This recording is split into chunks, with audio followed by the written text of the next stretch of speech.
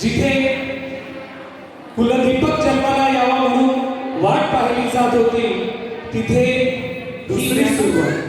मुलीच्या बाबतीत पहिला जन्म हा माहेरी होतो आणि दुसरा जन्म जणू काही सासरी होत असतो. मनामध्ये भावनांचा झुला झुलत असतो आणि जीवनाला साथ देणारा साथीदार कसा असेल याची मनामध्ये एक किंतु परंतु असते. पण देवाचं दुसरं रूप म्हणजे आदरणीय आमचे रमाकांत गावडचं असं मॅडमचं म्हणणं आहे. आणि खरंच असा हा साक्षात या भीमाईला पार्वतीसारखा शंकर भेटावे तसे रमाकांतजी भेटले आणि लग्नाची गाठ बांधली गेली. नेमकी मे महिन्याच्या अशाच रखरखत्या उन्हामध्ये 19 मे 1991ला. पण ते ऊनही पर्वतासारखे ढालीसारखे जीवनामध्ये एक समृद्धीचं सरस्वतीचं पाऊल एका लक्ष्मीच्या पावलासारखी ती या गावड परिवारात नांदायला आली. असं हे तिचं लक्ष हा किल्लापाशी त्यावेळी होती ती म्हणजे भिवंडीच्या आलिमगड आणि या ठाणे जिल्ह्यातील दुर्गम भागामध्ये त्या नोकरीसाठी गेल्या. नुसता संघर्ष चाललेला होता. भिवंडी मुरबाड या दुर्गम भागामध्ये पायपीट करत असताना 3 तास 4 तास प्रवासामध्ये आणि 6 तास शाळेमध्ये. पण घरी मात्र धावलं पाहिजे, कारण हिरकणीसारखा त्यांचंही मन कितीही अंधार झाला तरी लेकरांकडे गेलंच पाहिजे. मग त्यासाठी वाटेत कितीही दऱ्या होते डोंगर होते वाटा तुडवत काटेरी वाटांमधून चालत मॅडम धावत होत्या. नवी मुंबई तो भिवंडी हा प्रवास करत. पुढचं पाऊल 9 जून 1995. आतापर्यंतच्या या त्रिकोणी कुटुंबाचं चौकोनी कुटुंब झालं आणि पुत्र प्रतीक यांचा जन्म झाला. खरं तर अत्यंत भाग्याचा आनंदाचा असा हा क्षण. खऱ्या अर्थाने हे कुटुंब संतुलित कुटुंबाचं त्यानंतरचं पहिलं पुढचं पाऊल होतं 7वं पाऊल. खरं तर संसाराला साथ द्यायची असेल तर ही ओढाताण थांबली पाहिजे आणि म्हणूनच रमाकांत ठाणे जिल्ह्यातील दुर्गम भागातून भिवंडीतून वाटचाल करू लागल्या त्या नवी मुंबई शहराकडे. कारण जी त्यांची जन्मभूमी तीच त्यांची कर्मभूमी व्हावी यासाठी गावड परिवाराने प्रयत्न केले आणि 2003 मध्ये मॅडम नवी मुंबईमध्ये आल्यानंतर उपरखेळणे त्यानंतर रबाळा पावणे या शाळेमध्ये आपलं कर्तृत्व गाजवत त्यांनी आपला जो वसा आहे ज्ञानाचा वसा ज्या गोठवलीच्या जिल्हा परिषद शाळेमध्ये त्या शिकल्या, ज्या शेतकरी शिक्षण संस्थेच्या घणसोली शाळेमध्ये शिकल्या, ज्या तुर्भ्यामधील BEdचं प्रशिक्षण घेतलं, त्याच नवी मुंबईमध्ये आता शिक्षिका म्हणून त्या कार्यरत झाल्या आणि तेव्हा कुठेतरी जीवनाला स्थिरता आली. जो फळ्यावरचा त्रिकोण शिकवता शिकवता कुटुंबाचा चौकोन झाला आणि जीवनाला जणू काही स्थिरता मिळाली. हे असं आणि खऱ्या अर्थानं ही जी शाळा आहे ती शाळा नवा रूपाला मॅडमच्या काळामध्ये आली. तो दिवस होता 18 ऑक्टोबर 2024. ज्याप्रमाणे सुनबाई माप ओलांडून जेव्हा आतमध्ये प्रवेश करते तेव्हा त्या घराची भरभराट होत असते, तसं आमच्या शाळेची भरभराट झाली. आम्ही स्वतः अनुभवलेलं एक पाऊल आहे आणि त्यामुळे आजपासून आमच्या शाळेचं खंबीर नेतृत्व सांभाळणाऱ्या आमच्या ह्या कुटुंबाच्या कुटुंब प्रमुख मित्रांनो सावित्रीची ही वेळ पोचलेले आहे आणि आजचा हा तितकाच हळवा आणि भाग्याचा स्वप्नपूर्तीचा किंवा कर्तृत्वपूर्तीचा सोहळा म्हणजेच सेवापूर्तीचं पुढचं पाऊल. या पाऊलाला पूर्ण रूप आलं कारण हे कुटुंब एकजूट झालं. आमच्या कुटुंबाच्या त्या नायिका झाल्या.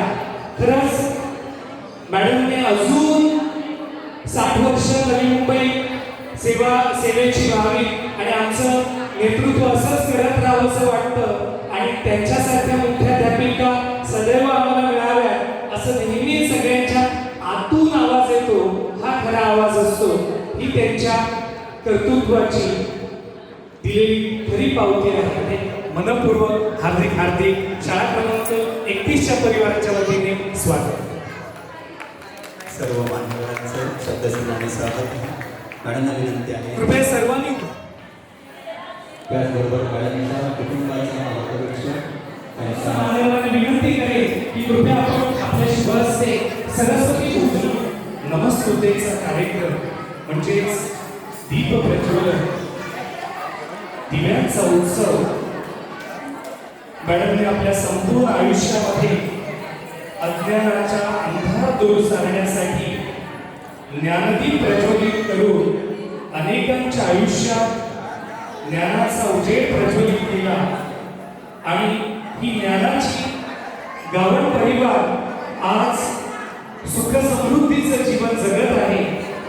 त्या ज्येष्ठ मान्यवरांच्या शुभहस्ते दीप प्रज्वलन करून या सेवानिवृत्ती कार्यक्रम कौतुक समारंभाचा उद्घाटन सोहळा संपन्न होत आहे.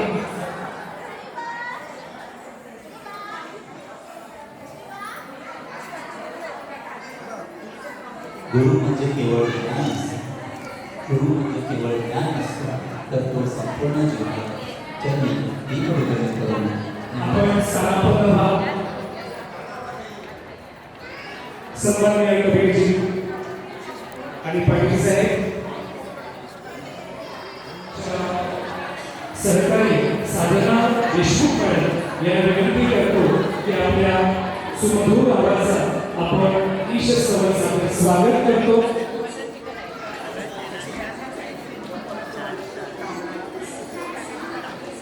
कृपया वैयक्तिक सत्कार औषधी आणि गाडीची शाल आनुरकर सर आणि मधुकर गायकवाड सर यांच्या शुभ आणि माझे प्राध्यापक आदरणीय योगेश आनुरकर सर आणि संघटनेतील सन्माननीय मधुकर गायकवाड सरची सेवा पूर्ण केलेली आहे.